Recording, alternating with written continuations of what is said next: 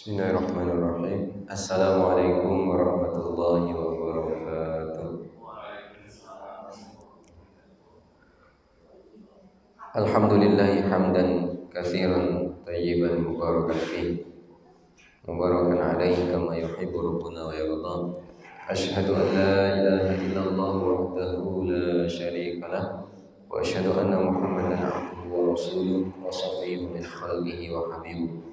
Sallallahu alaihi wa ala alihi wa sahbihi wa man sara ala alihi wa tabi'ahu ila yaumil qiyamah. Amma ba'd.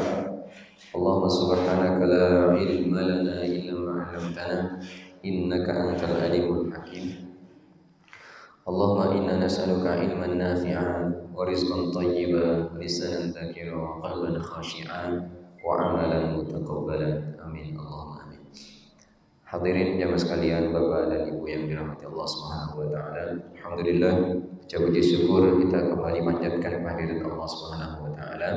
Pagi ini Allah masih berkenan memberikan kenikmatan iman Islam, taufik hidayah dan juga kekuatan serta kesehatan sehingga kita bisa hadir di Masjid Abu Bakar As-Siddiq yang kita cintai ini.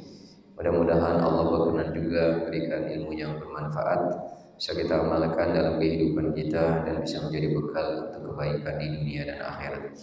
Salawat dan salam semoga tercurah limpahkan untuk baginda junjungan kita, Nabi kita, Rasul kita, teladan kita, baginda Nabi Muhammad sallallahu alaihi wasallam, juga pada keluarganya, para sahabatnya, para tabi'in, tabi'ut tabi'in dan seluruh pengikutnya yang setia menjalankan ajarannya hingga akhir kiamat kelak. Pada pertemuan sebelumnya kita sudah membahas beberapa kegiatan penting yang diikuti oleh baginda Rasulullah Sallallahu Alaihi Wasallam di masyarakatnya sebelum beliau menjadi nabi dan rasul, dan bagaimana Allah senantiasa memberikan penjagaan, selalu melindunginya, menjaganya sehingga tidak pernah terjerumus melakukan kebiasaan-kebiasaan buruk yang dilakukan oleh orang-orang jahiliyah pada masanya. Kemudian kita juga sudah membahas keikutsertaan baginda dalam membangun kembali Ka'bah, dalam mengikuti bersama paman-pamannya di perang Fijar, membantu paman-pamannya menyiapkan anak panah untuk mereka. Kemudian beliau juga ikut aktif berpartisipasi saat terjadi perdamaian, perjanjian yang disebut dengan halaf al-fudul ya, halaf al-fudul, perjanjian atau perdamaian fudul. Nah, kemudian juga kita sudah membahas baginda sudah sering latihan bekerja sendiri sehingga tidak membebani keluarga besarnya. Tapi sejak kecil beliau sudah terbiasa bekerja dengan menggembalakan domba dan juga latihan berdagang, dan sudah menjadi profesinya yang sangat luar biasa, bahkan mengalahkan pedagang-pedagang pembisnis yang lain. Terbukti saat beliau membawa dagangan milik Khadijah yang kemudian dijual belikan di Syam. Di sana beliau dengan kemahirannya dalam berbisnis mendapatkan keuntungan yang berkah berlimpah dengan kejujurannya, dengan amanahnya, dengan kesopanannya, dengan kesantunannya, dengan semangatnya dalam memberikan khidmah pelayanan kepada para pembelinya, sehingga kemudian beliau ketika pulang membawa keuntungan yang berlimpah. Bapak Ibu jamaah sekalian yang dirahmati Allah Subhanahu wa taala, hari ini kita akan membahas persiapan orang-orang atau persiapan masyarakat yang memang sudah Allah siapkan untuk menyambut kenabian baginda Rasulullah Sallallahu Alaihi Wasallam. Jadi memang pada saat itu kondisi masyarakat itu memang sudah menunggu-nunggu kedatangan seorang nabi dan rasul. Jadi seakan-akan Allah itu sudah menyiapkan ya masyarakat, terutama ahlul kitab, baik dari kalangan Yahudi maupun Nasrani, yang memang mereka sudah sekian lama menantikan kedatangan seorang nabi dan rasul. Jadi seakan-akan Allah menyiapkan, masyarakat itu disiapkan bahwasannya mereka telah bersiap-siap gitu, untuk menyambut kedatangan seorang nabi dan rasul. Bapak Ibu yang dirahmati Allah Subhanahu wa taala,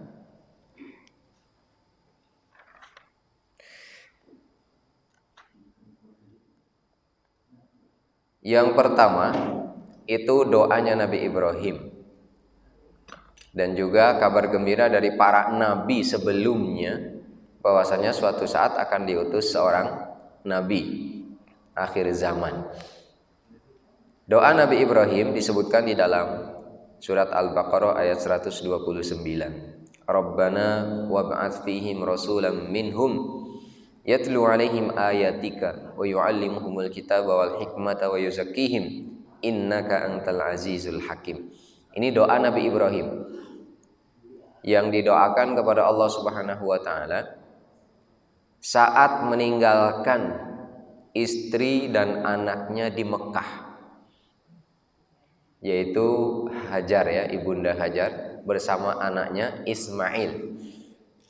Salah satu yang didoakan itu Nabi Ibrahim berdoa, Rabbana wab'ats fihim, wahai Tuhan kami, utuslah di antara mereka rasulan minhum, seorang rasul dari mereka.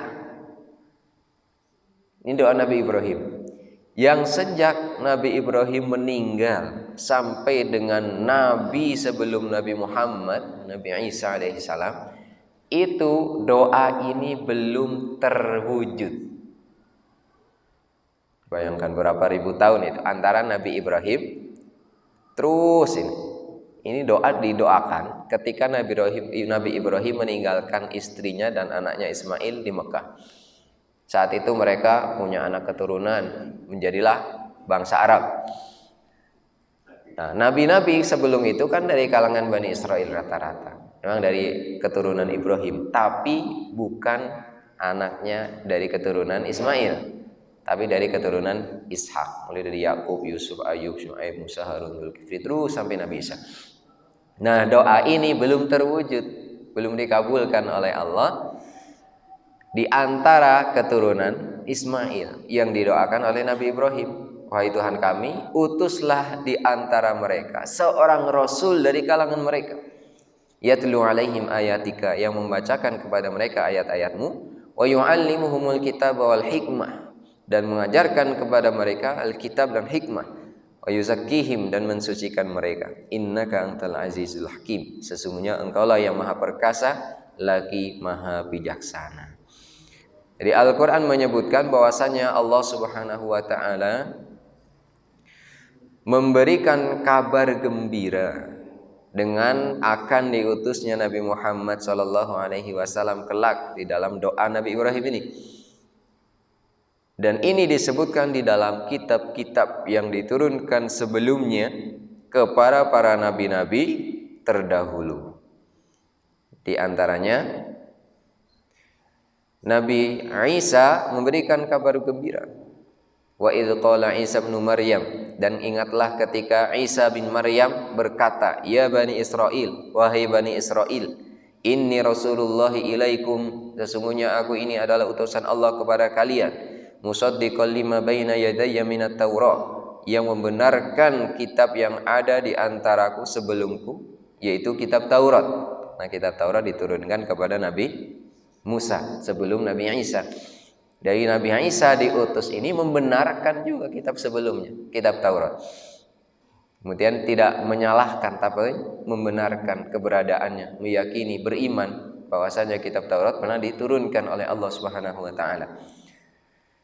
Wa mubasysyiran bi rasulin, dengan memberikan kabar gembira, ini Nabi Isa, dan memberikan kabar gembira dengan kedatangan seorang rasul, ya'ti min ba'di, yang datang setelahku, setelah Nabi Isa. Maka kalau orang-orang Nasrani sampai sekarang, orang Kristen maaf ya, nggak meyakini akan seorang nabi dan rasul setelah Nabi Isa. Padahal ini ucapan Nabi Isa, bahwasanya akan datang seorang rasul sepeninggalku, setelahku nanti. Ismuhu Ahmad, yang namanya adalah Ahmad. Nah, ini direkam juga di dalam Al-Quran surat As-Saff ayat 6. Jadi ketika Nabi Isa mengatakan hal tersebut kepada Bani Israel, bahwasanya dia diutus sebagai seorang rasul dari Allah yang membenarkan kitab sebelumnya, yaitu kitab Taurat, dan memberikan kabar gembira bahwasanya akan datang seorang rasul setelahku, setelah Nabi Isa, yang bernama Ahmad. Dan Allah juga mengajarkan kepada para nabi, Allah juga berikan informasi kepada semua nabi, bahkan dengan akan diutusnya baginda Nabi Muhammad SAW, dan juga memerintahkan kepada mereka supaya menyampaikan kepada pengikut-pengikutnya bahwasanya mereka ketika mendapatkan nabi tersebut, ketika bertemu dengan nabi tersebut, maka mereka pengikutnya juga harus beriman kepadanya.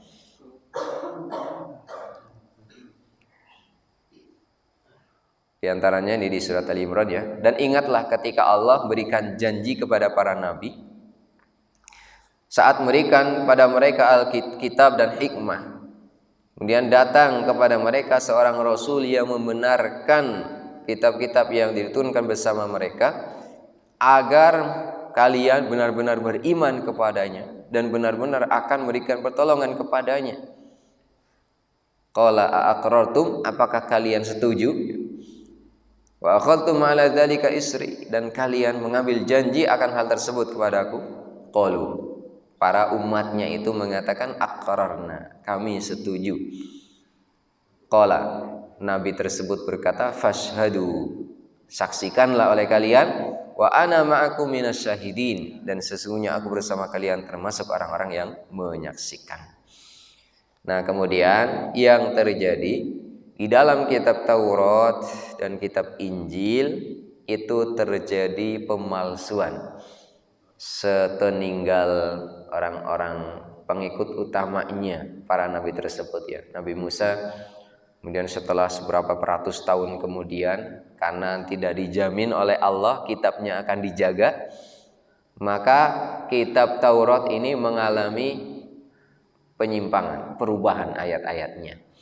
Apalagi kitab Injil banyak mengalami perubahan bunyi ayat-ayatnya, tulisan-tulisannya. Bahkan untuk sekarang orang-orang pada bingung Injil yang asli yang mana itu. Karena Injil ada 5 ya. Ada yang tahu Injil apa saja? Ya, ada Injil Barnabas, Matius, Yohanes. Injil apa lagi? Barnabas. Lukas itu. Jadi itu Injil itu ada. Hafal nih luar biasa Pak Dadan. Tapi bukan mantan ya. Tapi ya beliau biasa ini.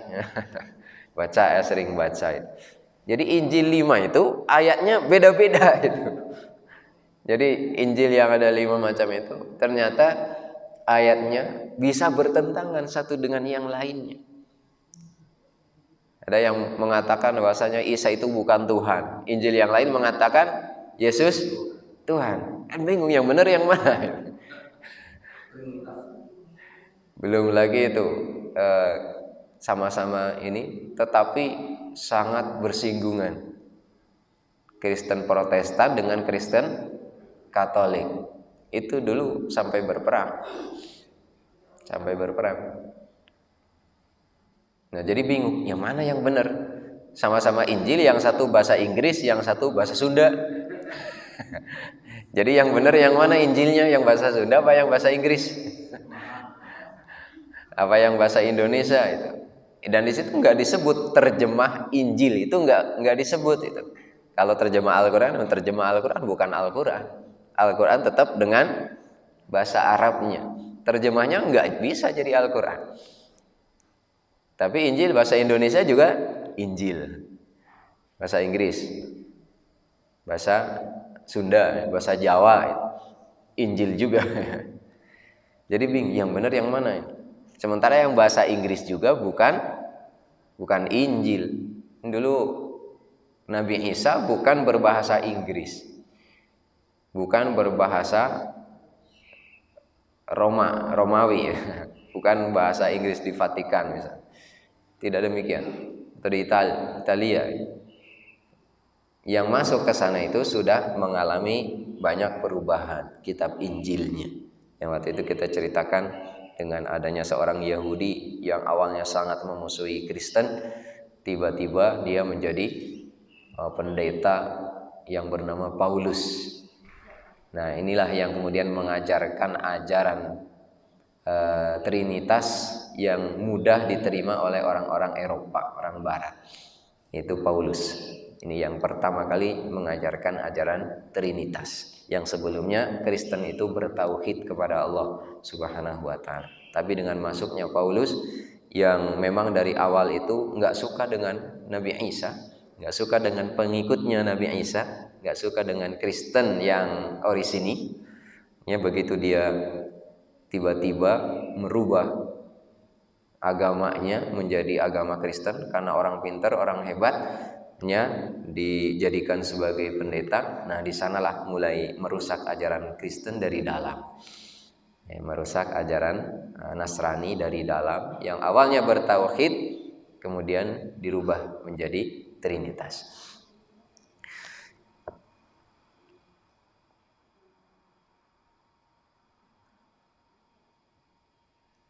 Bahkan disebutkan di sini, di dalam kitab Taurat dan Injil itu ada yang dihilangkan, yaitu at-tasrih bismi Muhammadin, itu penyebutan jelas dengan nama Muhammad sallallahu alaihi wasallam, illa Taurat As-Samirah, kecuali masih ditemukan saat itu ya, yang Taurat riwayat As-Samirah ya. Jadi Taurat ada beberapa riwayat juga, ini riwayatnya yang dari Samirah. Dan juga Injil Barnabas, yang di sana masih disebutkan ya saat itu Injil Barnabas yang ada sebelum baginda Nabi Muhammad diutus menjadi seorang nabi dan rasul. Jadi dalam Injil Barnabas itu masih dengan jelas disebutkan nama Muhammad saat itu ya, sebelum diutusnya Nabi Muhammad sallallahu alaihi wasallam. Tetapi wa harramatil kanisatu tadawulahu fi akhiril qarnil khamis al-miladi. Jadi dari pihak gereja itu melarang beredarnya Injil Barnabas ini saat itu di akhir kurun kelima, di akhir abad kelima Masehi. Akhir abad kelima Masehi itu pihak gereja melarang beredarnya Injil Barnabas. Akhir abad kelima berarti sebelum Nabi Muhammad lahir. Nabi Muhammad lahir abad ke-6, 571 ya Masehi. Nah, ini akhir abad kelima pihak gereja itu sudah melarang beredarnya Injil Barnabas karena di dalam Injil tersebut masih disebutkan dengan jelas nama Muhammad sallallahu alaihi wasallam. Dan ini dikuatkan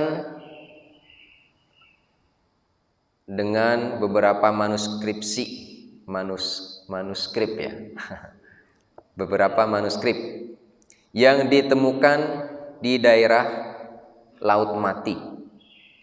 Ini ada beberapa manuskrip, jadi peninggalan catatan kitab dulu, kitab lama. Ini ditemukan di daerah Laut Mati. Laut Mati kalau sekarang posisinya di mana?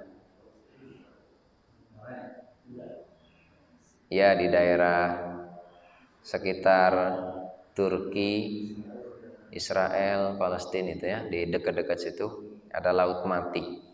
Kenapa disebut Laut Mati? Karena airnya sudah nggak ada.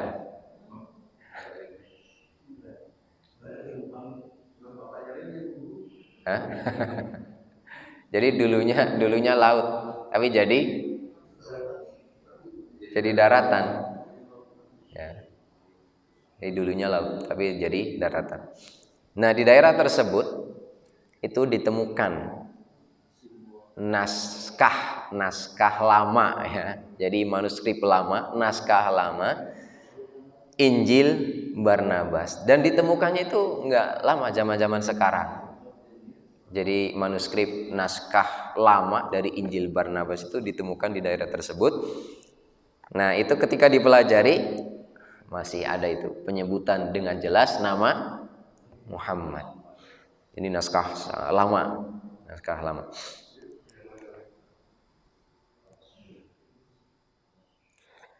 Jadi dalam Injil Barnabas itu sangat jelas ada penyebutan nama Nabi Muhammad SAW sebagaimana disebutkan di dalam bab 41 ya. Di dalam dalam naskah tersebut ya disebutkan. Ini jadi bahasa Arab diterjemahkan. Falammal tafata Adam ra'a maktuban fawqal bab. Maka ketika Adam menoleh, dia melihat di atas pintu ada tulisan la ilaha illallah Muhammadur Rasulullah. Tidak Tuhan sembahan selain Allah, Muhammad adalah utusan Allah. Jadi sudah diketahui sejak Adam alaihissalam. Ibnu Taimiyah mengatakan berita informasi tentang pengetahuan ahli kitab dengan sifatnya Nabi Muhammad SAW, ciri-cirinya itu terdapat di dalam kitab-kitab terdahulu. Bahkan bisa dikatakan penyebutan itu diriwayatkan secara mutawatir ya di dalam masyarakat mereka. Artinya setiap orang dari ahlul kitab itu tahu sebelumnya itu. Sampai akhirnya mereka melarang peredaran kitab-kitab tersebut karena ada berita informasi tentang diutusnya Muhammad SAW.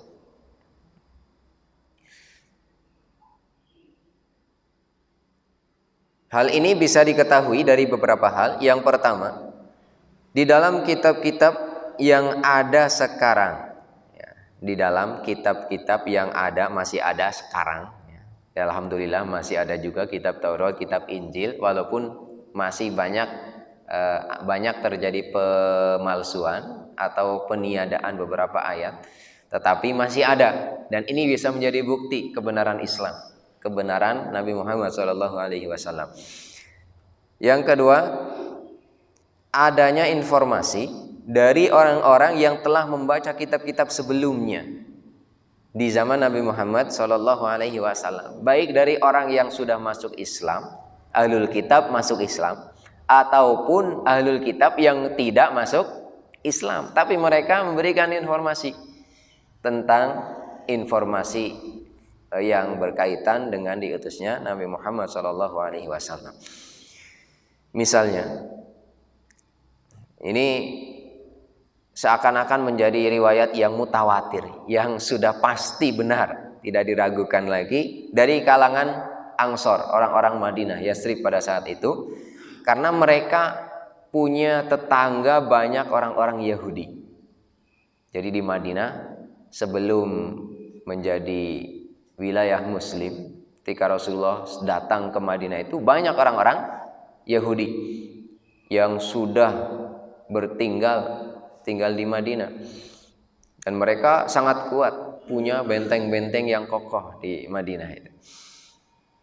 Dan ketika terjadi perselisihan dengan penduduk Madinah orang Arab, ya orang Arab aslinya, penduduk Madinah, tapi penduduk Madinah yang Arab ini rata-rata sudah musyrik. Musyrik itu menyembah berhala, sebagaimana orang Mekah juga sama, menyembah berhala sebelum Islam datang. Jadi sudah terjadi penyimpangan dengan menyembah berhala, menyembah patung-patung. Ketika orang-orang Madinah terjadi perselisihan dengan orang-orang Yahudi ahlul kitab, maka orang-orang Yahudi selalu mengancam dengan memberikan informasi itu, yaitu bahwasanya mereka akan kedatangan diutus seorang nabi dan rasul. Ya, sebelum itu Ahlul Kitab ini memberikan informasi tentang akan diutusnya seorang rasul dan bahwasanya dia adalah seorang utusan Allah dan ada di antara mereka dan mereka menunggu-nunggu kedatangannya. Nah, ini termasuk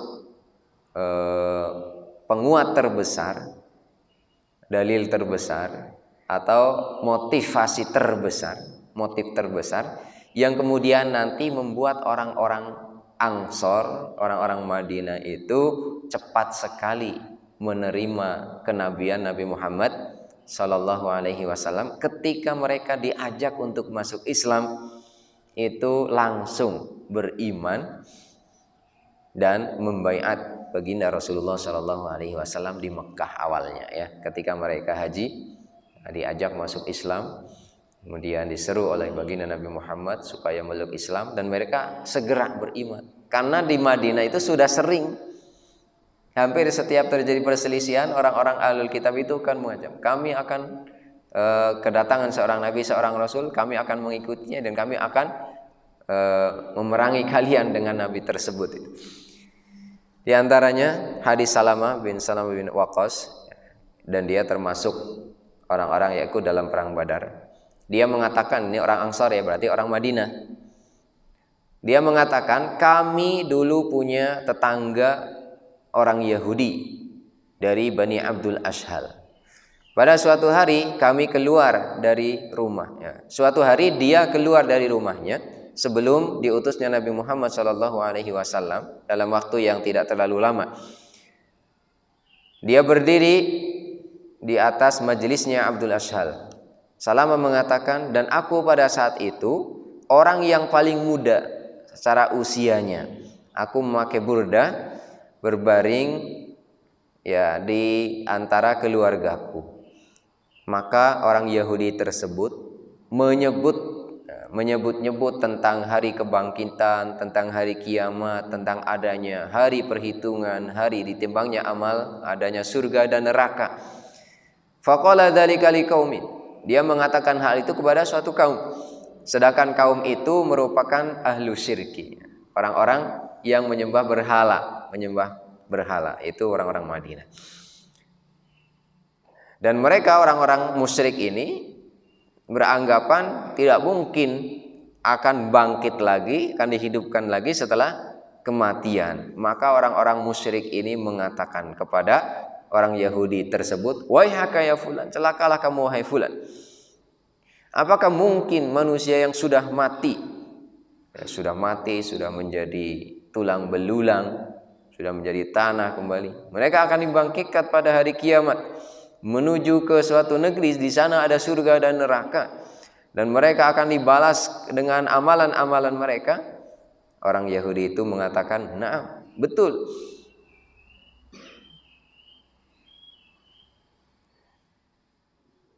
Betul, pasti ya, nanti suatu saat akan dibangkitkan, karena orang Yahudi ini Ahlul Kitab.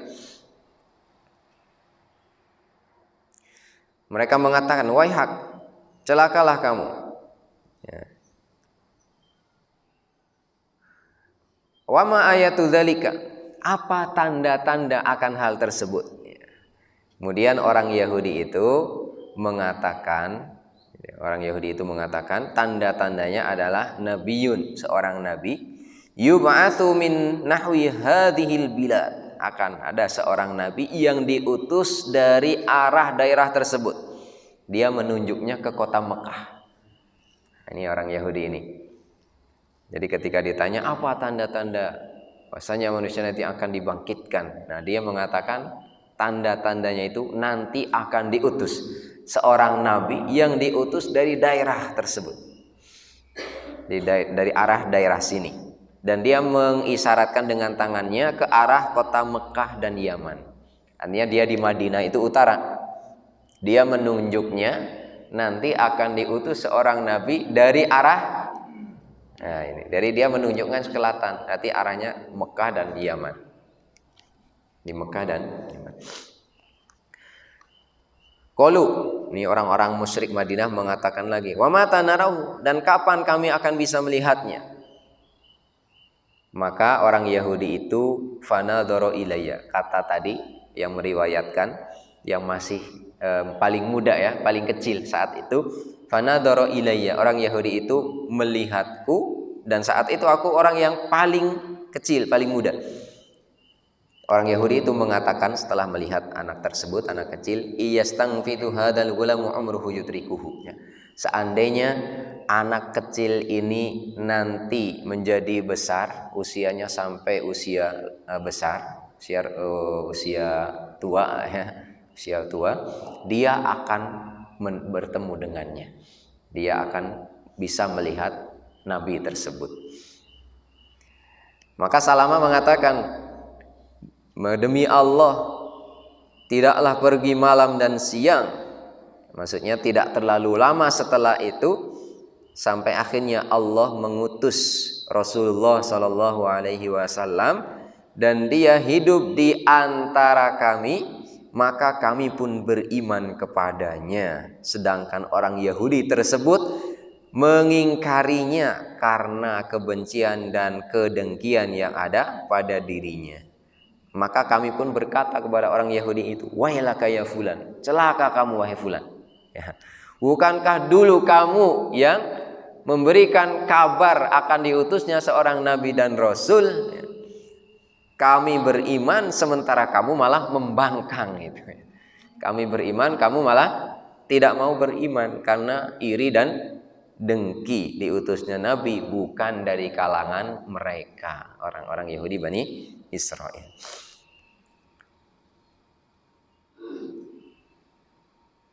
Disebutkan di dalam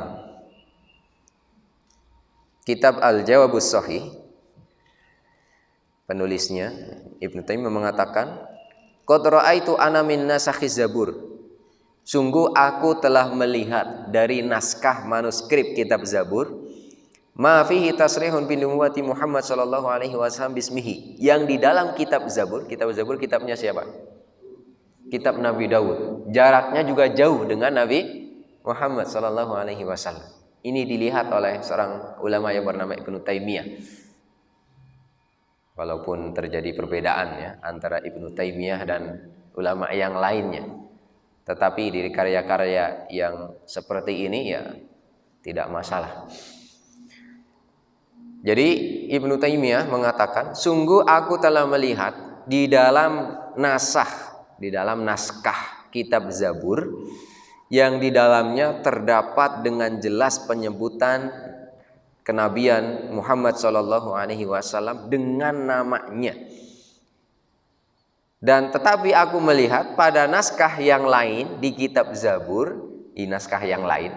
Jadi sama-sama kitab Zabur tapi ada beberapa naskah. Di suatu naskah beliau melihat ada dengan jelas penyebutan Muhammad sallallahu alaihi wasallam, tapi di naskah yang lain, manuskrip yang lain, dia tidak melihat ada ayat atau tulisan tersebut.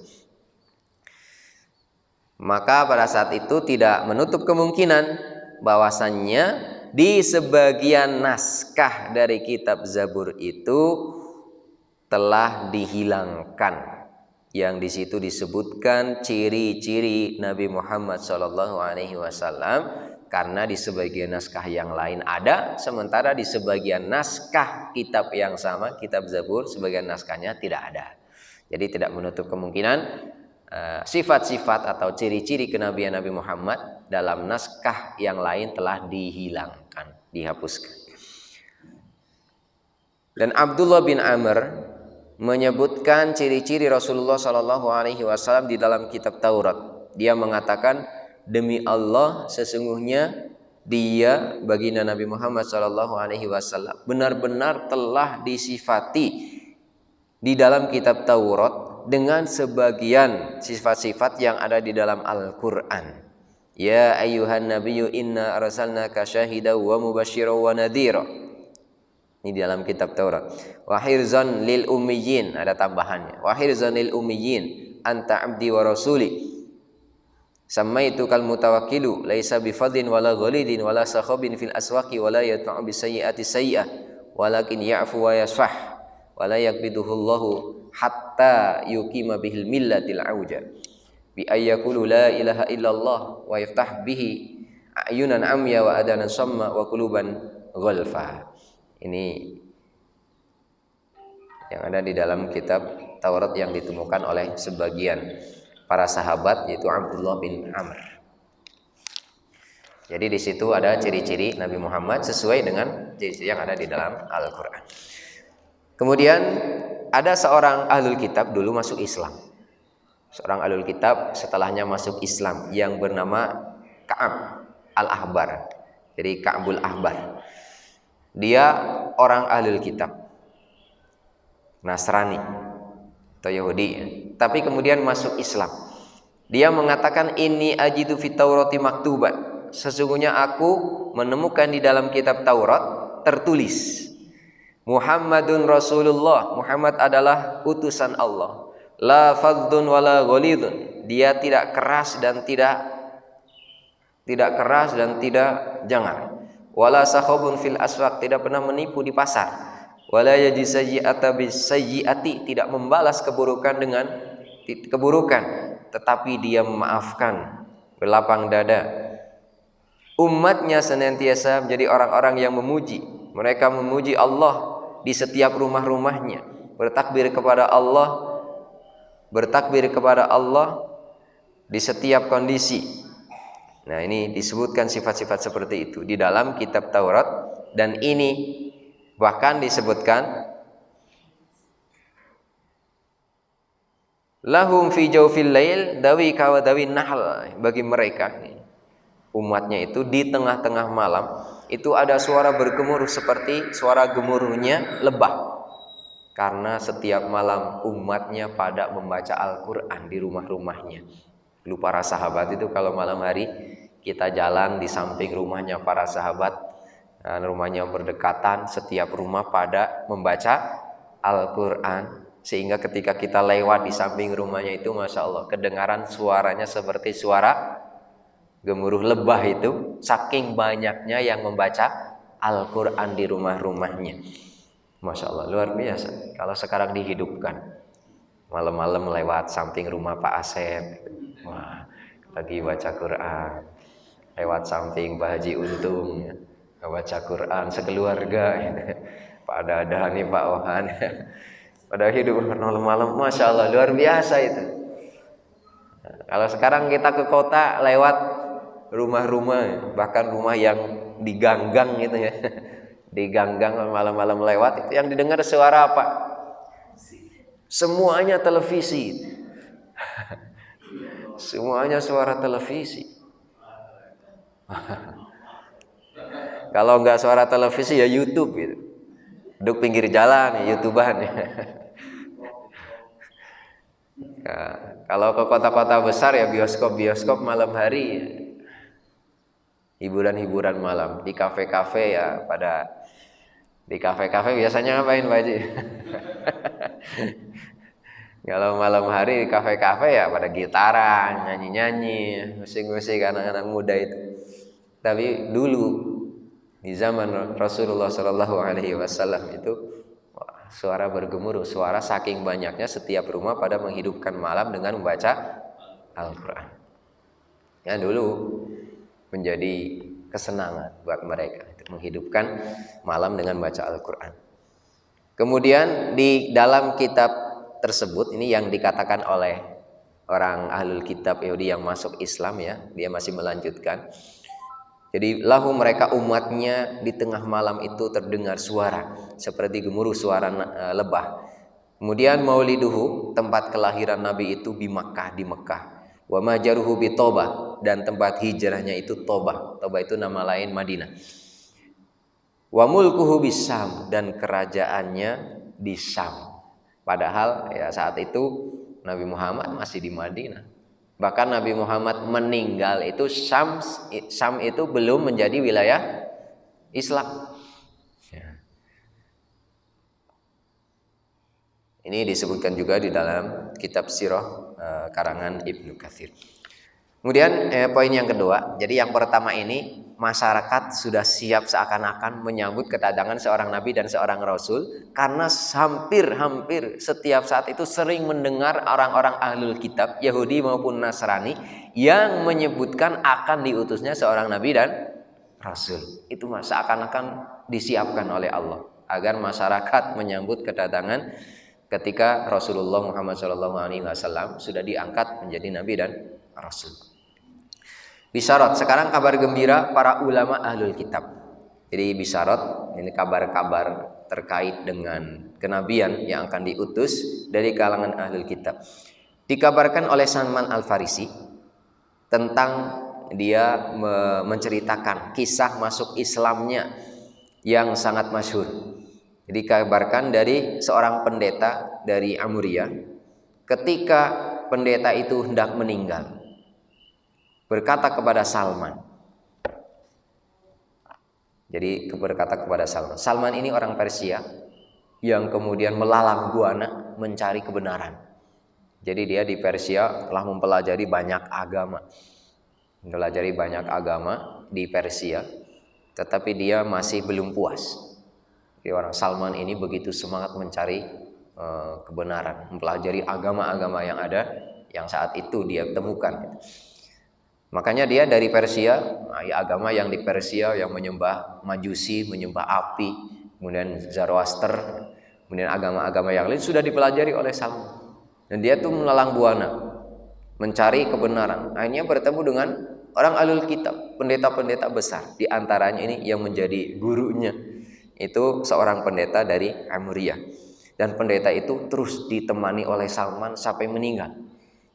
Sampai meninggal, dia mencari ilmu, belajar kepada pendeta tersebut ya. Sampai pendeta tersebut meninggal. Nah, ketika hendak meninggal, dia berkata kepada Salman, "Innahu qad adalla zamanun nabiyyun mab'utsun bidini Ibrahim." Sesungguhnya telah datang waktunya seorang nabi diutus dengan membawa ajaran agama Nabi Ibrahim. Yakhruju bi ardil Arab. Dia akan keluar dari daerah Arab. Dia akan keluar dari daerah Arab. Dan tempat hijrahnya adalah daerah yang ada di antara dua harratain, artinya dua padang pasir, yang di antara keduanya terdapat nakhl, itu lahan kurma. Jadi di antara dua padang pasir, di antara itu ada tanah subur yang berisi isinya itu pohon-pohon kurma. Bihi alamatun la takhfa, ya, pada nabi tersebut terdapat tanda-tanda yang tidak tersembunyi. Terdapat tanda-tanda yang tidak tersembunyi. Dia itu mau memakan hadiah tetapi tidak mau memakan sedekah. Ini Nabi Muhammad. Jadi baginya sedekah itu tidak boleh dimakan, haram untuk dikonsumsi. Kalau sedekah, harta sedekah. Tetapi kalau hadiah diterima, dimakan, kasih makanan sebagai hadiah dimakan. Tapi kalau ngasih makanan sebagai sedekah akan diberikan kepada yang lain. Nabi Muhammad, dan ini berlaku untuk semua ahlul baitnya, anak keturunannya itu tidak boleh memakan harta sedekah. Ya, anak keturunannya sampai sekarang itu tidak makan harta sedekah. Tapi kalau dikasihnya hadiah boleh makan, dikonsumsi. Nah, ini yang disebutkan oleh Salman ketika pendeta itu mengatakan kepadanya, dia memakan hadiah tetapi tidak memakan sedekah. Di antara kedua pundaknya terdapat khatamun nubuwah, tanda kenabian. Fa ini stata'ta, dan ketika kamu mampu wahai Salman, jadi pendeta itu berkata kepada muridnya ini Salman Al-Farisi, jika kamu mampu antal haqqa bitilkal biladi faf'al. Jika kamu mampu untuk pergi ke daerah tersebut, ke negeri tersebut, maka lakukanlah. Ini nasihat seorang pendeta yang masih orisinil ya ajarannya, yang masih murni. Nah, dia berkata kepada Salman menceritakan tersebut, jika kamu mampu untuk pergi menuju ke daerah atau negeri tersebut, maka lakukanlah. Kemudian Salman menceritakan tentang kedatangannya ke Madinah. Bahkan dia sempat, karena dia seorang yang melalang buana, pada saat itu masih banyak sistem perbudakan, akhirnya dia diculik sama orang. Diculik, kemudian dijualnya sebagai seorang budak. Ya, jadi zaman dulu itu, ada orang sendirian di jalan, kemudian diculik, dibawa dan dijual. Manusia itu dijual beli. Jadi ketika ada orang menemukan satu orang itu sendirian, gak ada temannya, itu kesempatan. Diculik, diambil, kemudian dijual, dijadikan sebagai budak. Termasuk Salman itu dalam melalang buana mencari kebenaran itu sampai terjadi pada dirinya. Dia diculik oleh orang, kemudian dijual, dan dia ketika dijual dibeli oleh orang otomatis menjadi budak. Nah, dia menceritakan hal itu sampai dia menjadi budak. Kemudian dari budak itu dia dijual belikan kan? Dibawalah dia ke Syam, dijual. Sama ini dibawa lagi sampai dijual di daerah Arab. Ya. Jadi dia sampai ke tanah Arab, ke daerah Arab itu karena dirinya dijual belikan. Sampailah dia ke negeri Arab. Dan pada akhirnya bertemu dengan Rasulullah Sallallahu Alaihi Wasallam ketika hijrah. Dan Salman ketika bertemu dengan Rasulullah itu ngetes maksudnya dia dulu kan pernah diceritakan oleh pendeta itu kalau Nabi itu menerima hadiah tetapi tidak menerima sedekah. Maka Salman memberikan makanan sebagai sedekah. Ya, Salman beri makanan kepada Rasulullah sebagai sedekah. Maka Rasulullah pun tidak memakannya. Kemudian Salman memberinya makanan sebagai hadiah. Ini sebagai hadiah. Dan Rasulullah pun memakannya. Kemudian Salman juga melihat tanda kenabian di antara kedua pundaknya. Maka setelah itu pun Salman langsung bersahadat, masuk Islam, bersaksi bahwasannya la ilaha illallah Muhammadun Rasulullah sallallahu alaihi wasallam. Di antaranya juga ada informasi dari pendeta orang Yahudi dan orang-orang penting ya, tokoh-tokoh agamanya itu menjelang diutusnya Rasulullah sallallahu alaihi wasallam. Di antaranya kisah Abi Tihan yang dia keluar dari daerah Syam dan dia menempati Bani Quraidah yang ada di Madinah.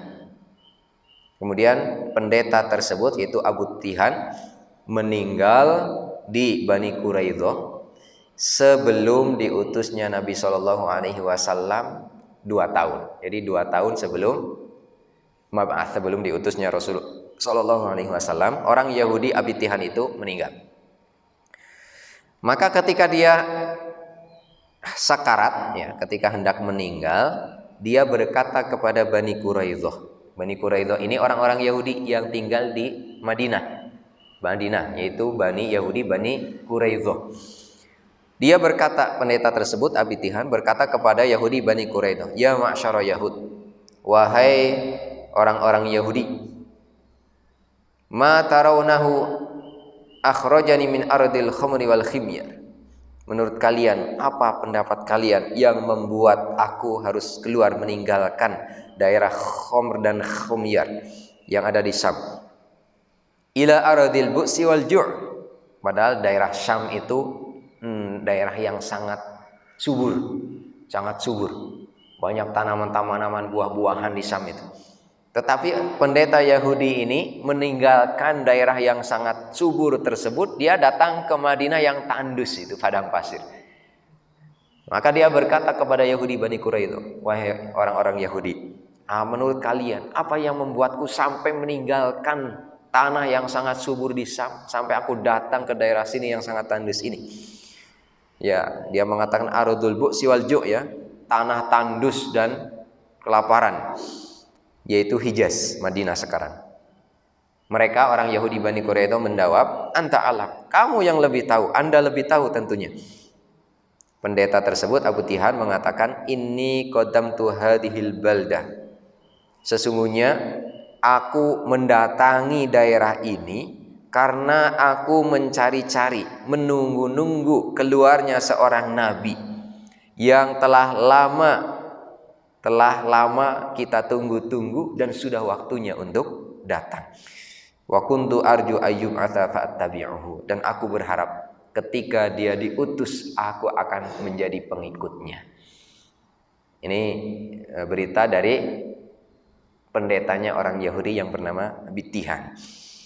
Dan akhirnya informasi tersebut itu tersebar isunya dan tersebar baik dari kalangan orang-orang Yahudi yang ada di Madinah maupun orang-orang di luar Yahudi, sehingga informasi ini benar-benar menjadi informasi yang sangat aktual di kalangan mereka, saking banyaknya yang memberikan informasi hal tersebut. Oleh karena itu, karena ada informasi ini, orang-orang Yahudi ketika terjadi perselisihan dengan orang-orang Madinah, orang Arab penyembah berhala, mereka akan mengatakan, sesungguhnya sudah datang waktunya, sudah sangat dekat waktunya, ada seorang nabi yang akan diutus sekarang, dan kami akan mengikutinya, kami akan memerangi kalian.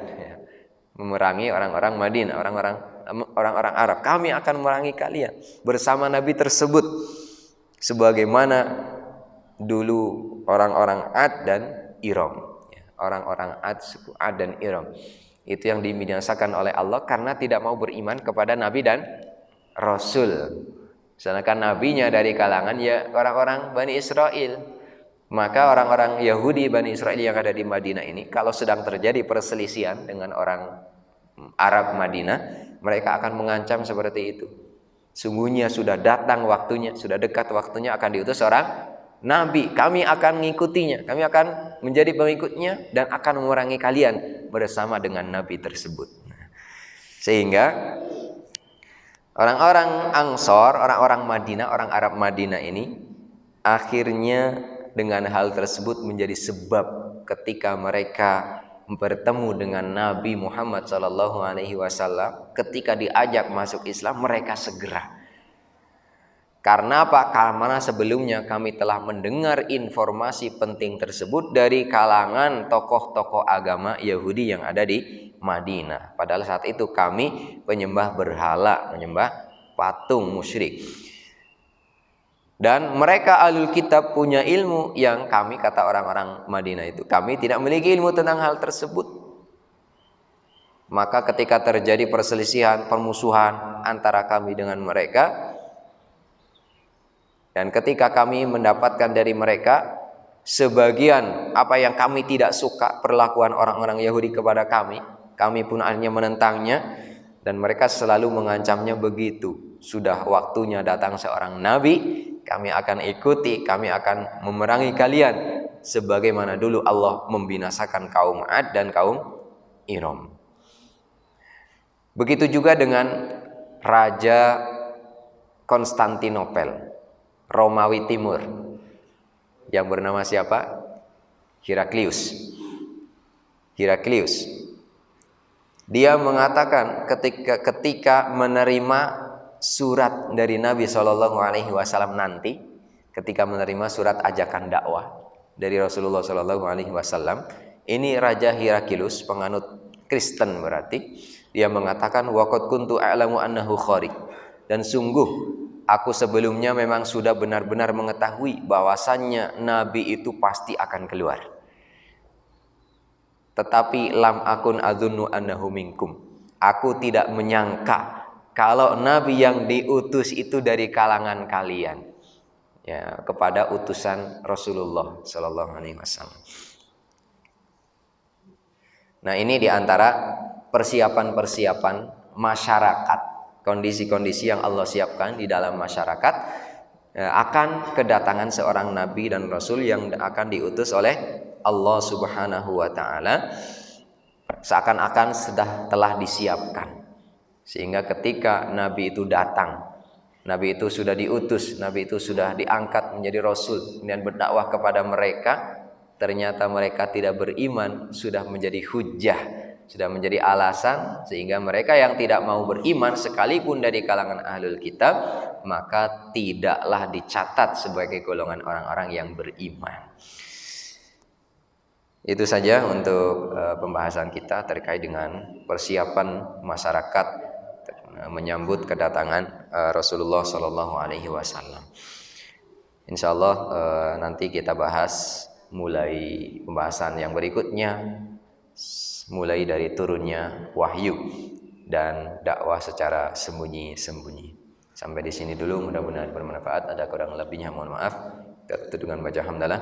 Alhamdulillahirabbil alamin. Subhanakallahumma wa bihamdika asyhadu an la ilaha illa anta astaghfiruka wa atubu ilaik. Assalamualaikum warahmatullahi wabarakatuh.